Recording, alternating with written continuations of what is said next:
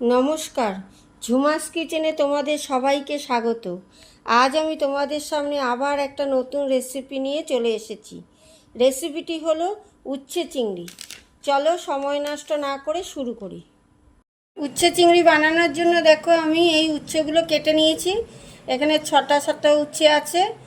আর এই পেঁয়াজ কুচিয়ে নিয়েছি। পেঁয়াজ আমি দুখানা বড় বড় নিয়েছি। আর এই চিংড়ি মাছ নুন হলুদ মাখিয়ে রেখে দিয়েছি।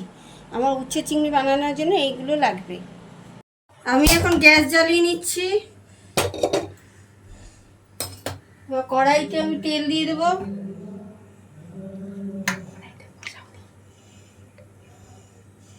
কড়াই বসিয়ে আমি তেলটা দিয়ে দিচ্ছি।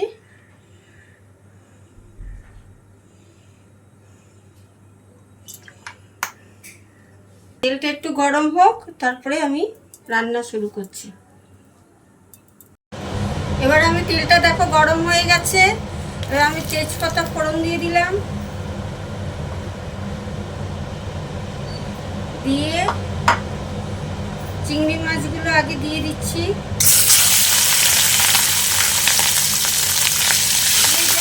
নাড়াচাড়া করে বেশি ভাজবো না।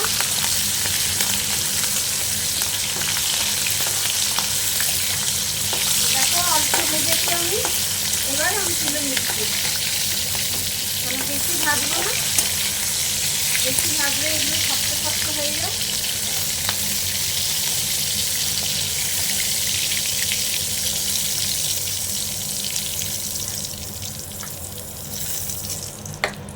এবার আমি উচ্ছেগুলো সম্পূর্ণ দিয়ে দেব।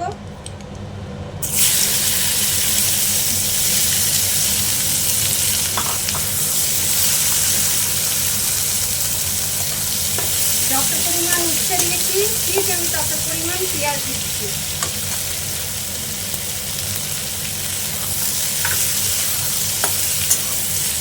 এবার একটু বেশি ভাজবো না, কোনোটাই আমি বেশি ভাজবো না,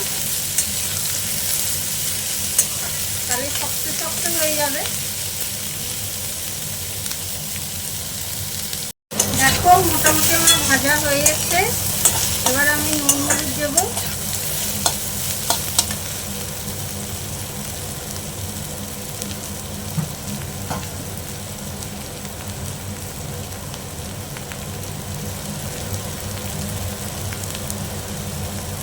নুনটা আগে দিইনি, কারণ জল ছেড়ে যায় বলে একটু ভেজে নিলাম, তাহলে ভালো হয়।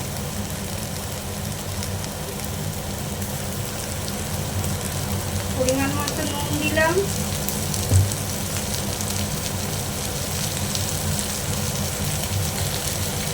পরিমাণ মতো হলুদ।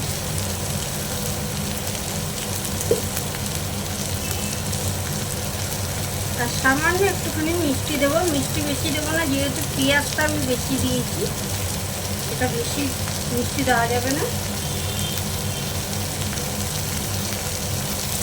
দিয়ে এরকম করে দেখো মোটামুটি ভাজা হয়ে গেছে। এবার এই নুনটা দিয়েছি, একটু জল ছাড়বে। এবার চিংড়ি মাছগুলো মিশিয়ে দিলাম। এবার কম আঁচ করে দিলাম, একটু কমিয়ে দিলাম। এবার আমি ঢাকা দিয়ে দেবো।